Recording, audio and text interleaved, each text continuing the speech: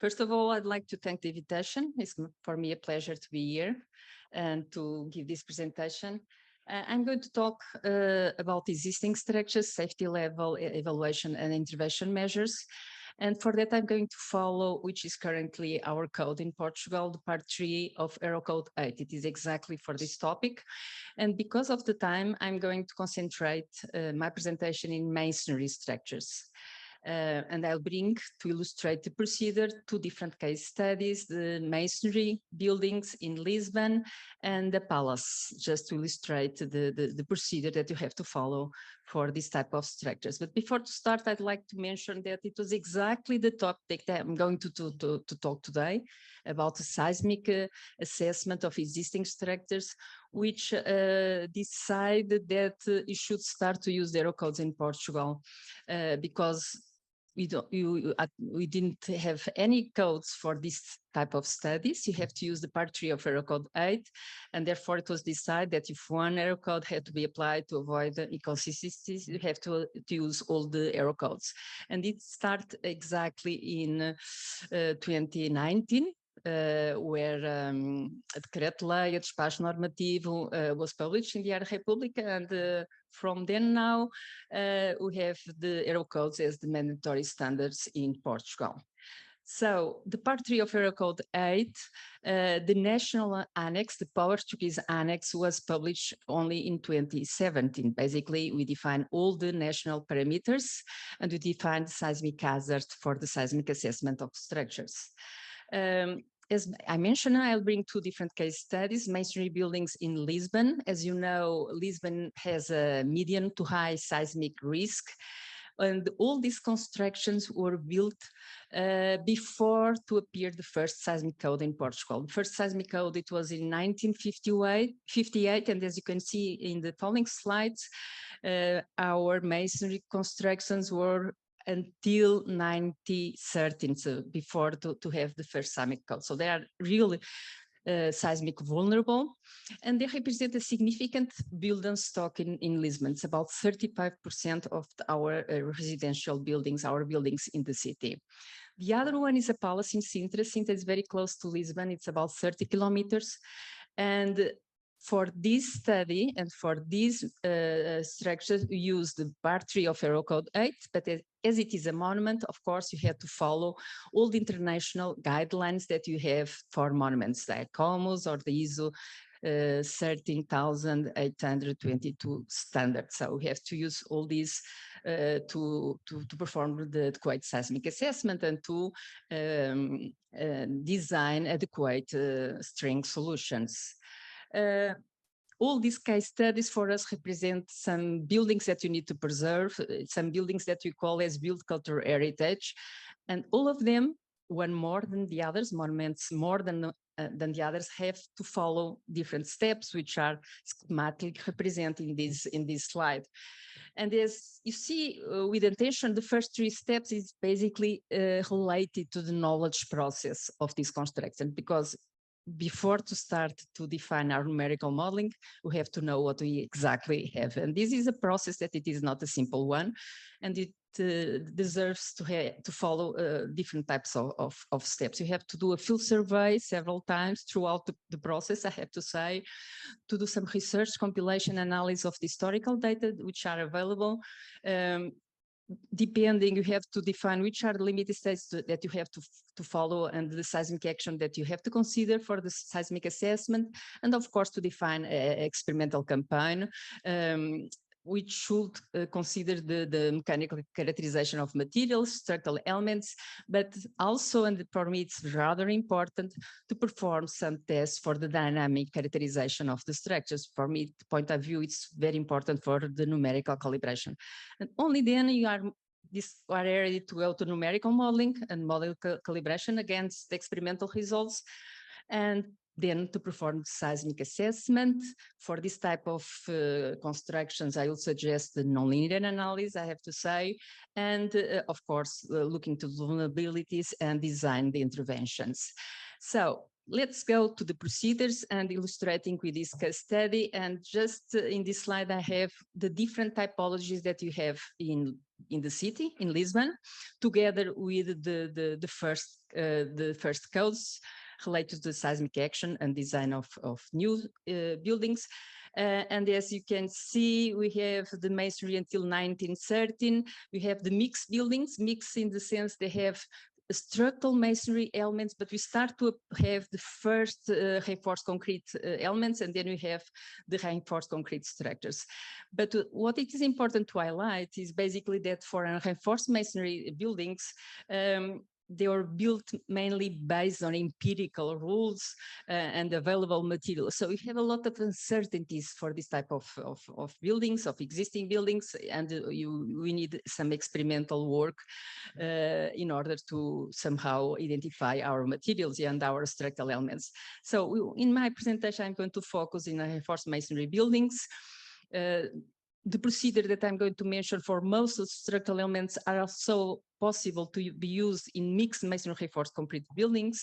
But for most of our masonry buildings, we have external masonry walls from rubble stone with airline mortar, rubble stone with hydraulic mortar, and brick masonry. And all of them, or most of them, at least original, have timber floors and timber roof. So basically are the main characteristics. I don't have time in going detail to define the old characteristics of these buildings. And these are identified in Lisbon. We have here the Tagus River, the main areas where we have the main typologies. For instance, for mixed buildings, where we know that we have an area with a lot of concentration of buildings. In fact, they are spread all over the city, but we have the Pombalin buildings, the one that were built after the huge earthquake that it was mentioned in the morning, 755 earthquake. Most of our Pombalin buildings are very close to the Tagus River in the Lisbon downtown. So about limit states, we have already heard in the morning about limit states. What I have here is basically the 3 limit states which are recommended in the current version of Eurocode 8.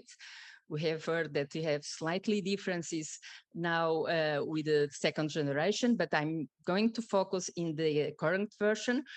And I have in the dark gray what it is proposed in terms of the seismic definition for the national code and the recommended values in the part 3 of Eurocode 8. If you notice carefully, we have can consider lower values of the seismic action for existing buildings according to our Portuguese annex compared to the design of new buildings. So you have the damage limitation, the severe damage, which correspond to no collapse for the design of new constructions. As you can see, lowered return period when compared to the design of new constructions, and the near collapse limit states. So these are the 3 recommended. In dark gray are the values that we assume according to the Portuguese annex. But if you are studying ordinary buildings, residential buildings, we can consider only the severe damage limit state. So this is the only limit state that you use for residential buildings. About the experimental tests, I have to say that the most common tests that we use for residential masonry buildings are the flat check tests, either the single, the double, and shear in order to get the estimation of the current state, the current stress state, and the stiffness and strength estimation. But for me, it's rather important to have some results for the dynamic characterization. It's very important to understand and to calibrate our numerical model and to understand, for instance, the effect of the adjacent buildings that we have most of the times in the city. Mainly for rubble stone masonry with airline mortar, we have very scarce information in terms of properties. So in my university, we have performed a significant number of laboratory tests in order to improve the information regarding these compression tests, diagonal compression tests, where we realized that the panels with airline mortar are much more weak with a sudden collapse compared to the panels with rubble stone, but with hydraulic lime mortar. So we have done a lot of this type of test cycles, static cycle shear tests for different types of walls, mixed walls, very typical in Pombalino buildings, but also different type of rubble stone panels with air lime and hydraulic mortar in order to compare the performance of the different structural elements, and even for the floors, the timber floors with strength and then strength solutions. We have done a significant type of laboratory work in order to give to the designers more information for the characterization of these elements. Final, for numerical model and model calibration, and before to go to the models itself, I think it's important to let you know or to remind you the type of behavior that you expect for this type of structures. Basically, you can have a global behavior, and these occur if you have good connections. And in this case, the damage is concentrated in the plane of our masonry elements. But most of the times, and it is very common, we have the out-of-plane response.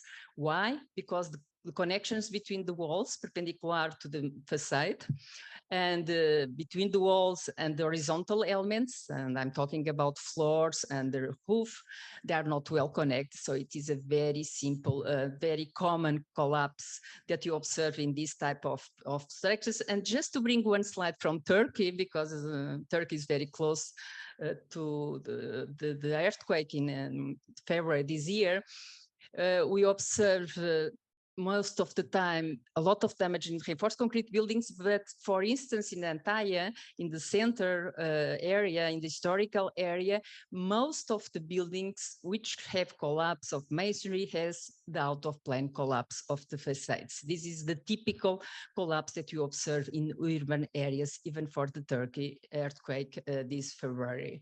But in terms of numerical model, I should mention that it is rather important to account for the effect of adjacent buildings, because they can have an impact in the damage concentrated in the study of our buildings. So now, very briefly, talking about the different models. I'm not going to talk in detail. No, I have no time for this. But basically, we have different models in terms of modeling scale that can be in terms of material or structural elements. And in terms of type of discretization, you can use either continuous or discrete discretization.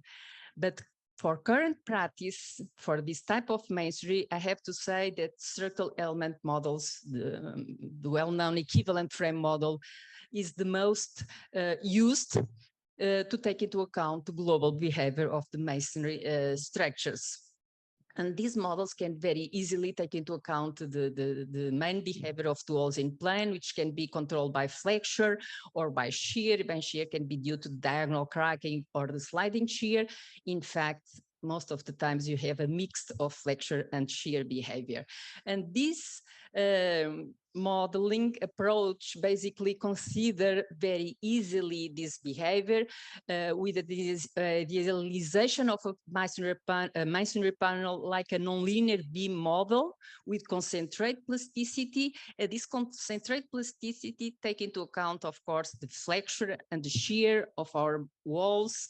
And what we have to give as users of this numerical modeling is basically the main properties of the masonry in terms of elastic properties, but in terms of maximum strength for compression and for shear, and of course the capacity, the formation of our elements, which is very important if you perform analysis according to take into account the formation capacity of our structures. These are the different methods that you have that you can follow or can use depending on characteristics of our structures for the seismic assessment. These are the list of methods that you have in part 3 of Eurocode 8. One more, that the ones that you see in the morning, because they talk about the model response spectral analysis and the key factor approach, which basically are almost the same if you use a key equal to 1. But what I suggest for the practice point of view and for masonry construction is undoubtedly use the nonlinear static pushover analysis.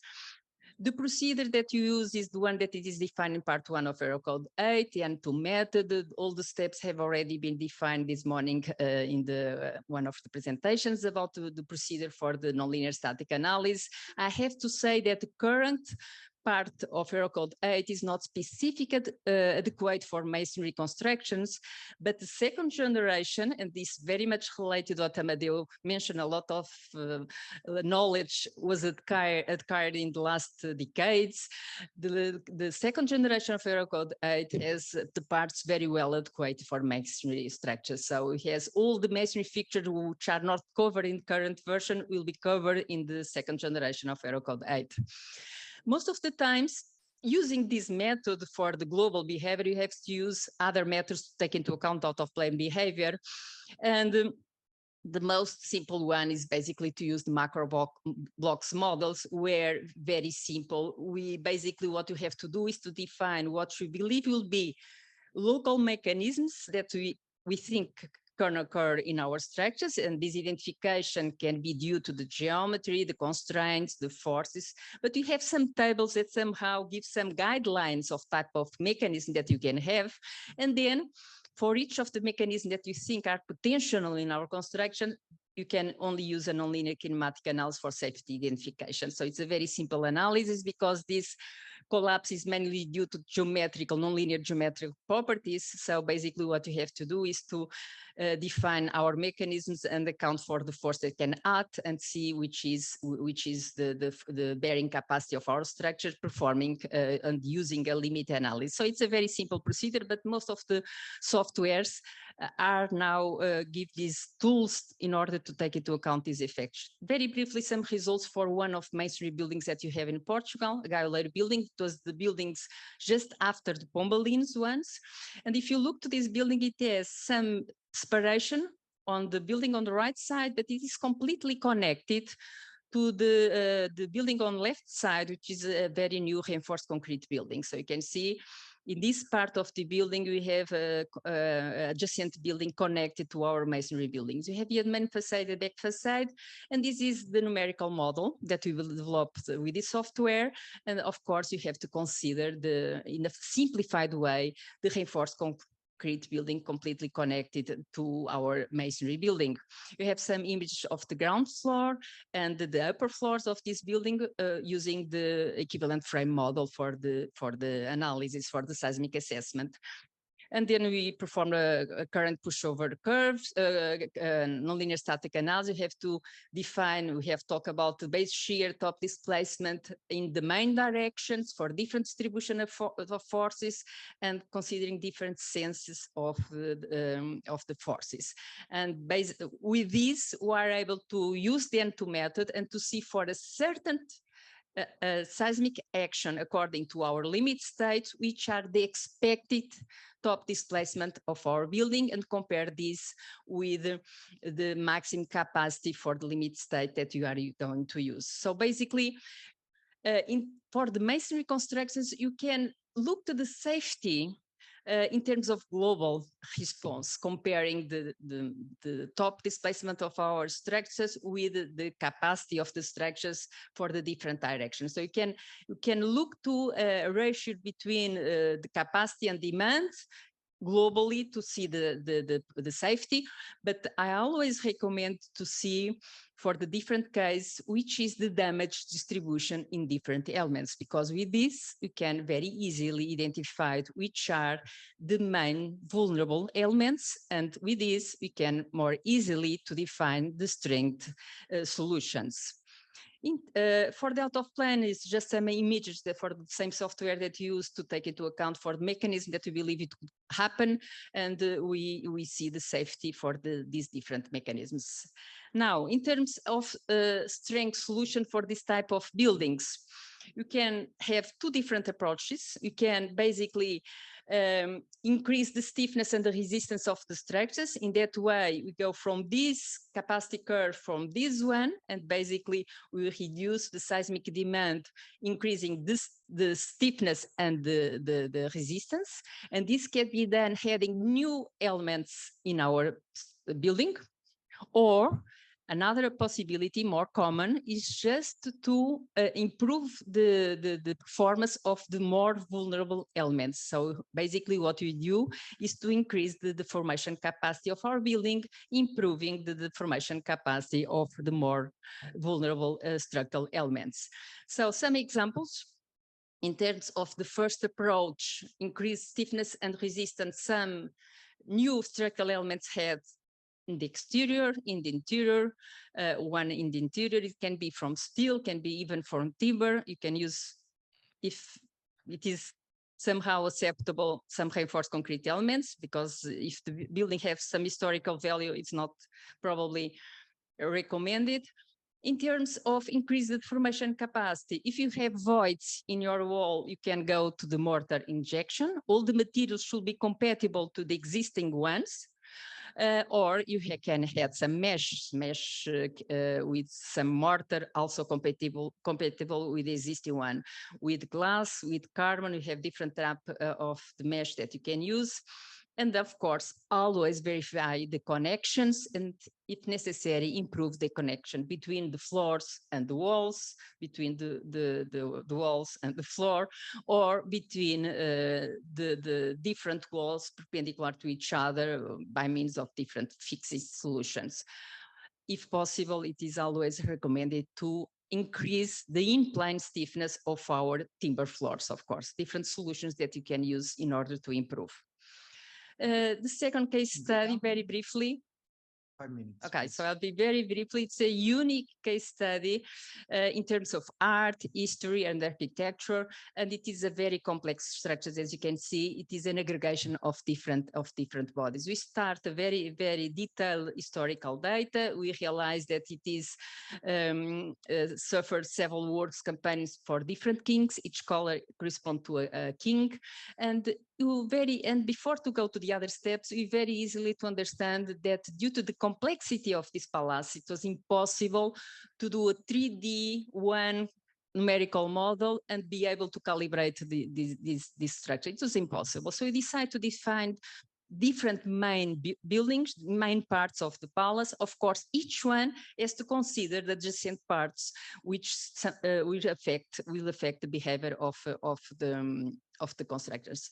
So some examples of the main buildings that you consider, always with the connections, in order to take into account the effect of adjacent buildings. Most of the time you use the equivalent frame method, I have to say, but some specific cases, it was not possible. For instance, for the case study that I'm going to study, which is the body number 10, and I'm going to show, where we have a kitchen with 2 floors with 2 iconic chimneys with 22 meters. We are not possible to model chimneys with the equivalent frame model. So we have to use and to move on to finite element model and use other approaches. So let's concentrate in this body of the palace.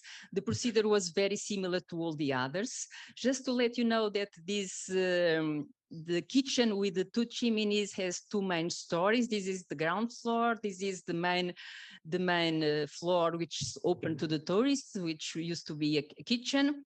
And you can see from inside the chimneys from the kitchen. And in terms of experimental tests, we start to do some laser scanning in order to understand the geometry of the body, because it was rather difficult to define the thickness of the chimneys, because they vary in height. So it was impossible to use other topographics measures and so on. Use the GPR, the ground penetration radar, to understand the quality of the masonry walls and to understand, for instance, in that wall, it was connected to a chapel, which area was the area connected to the chapel, to understand how it was the masonry from the chimneys.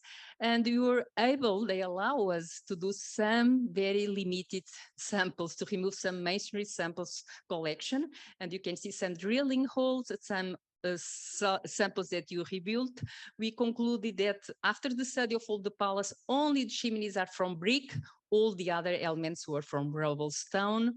And with this, you have some idea about the quality of the mortar and so on. We also perform flat check tests. I have already talked about this, about the residential buildings. And for me, it was very important to perform the ambient vibration test. We had one triaxial and 6 uniaxial sensors, and according to we performed some preliminary analysis just to have an idea about the modes of vibrations, to be sure where we should locate our sensors.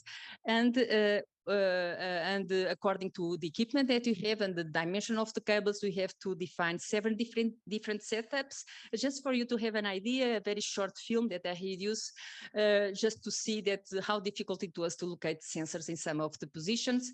And for some of the parts, we have, of course, to hire some professional alpinists. Otherwise, it was not possible to fix the sensors. For each setup, we record 3 records of 10 minutes each one.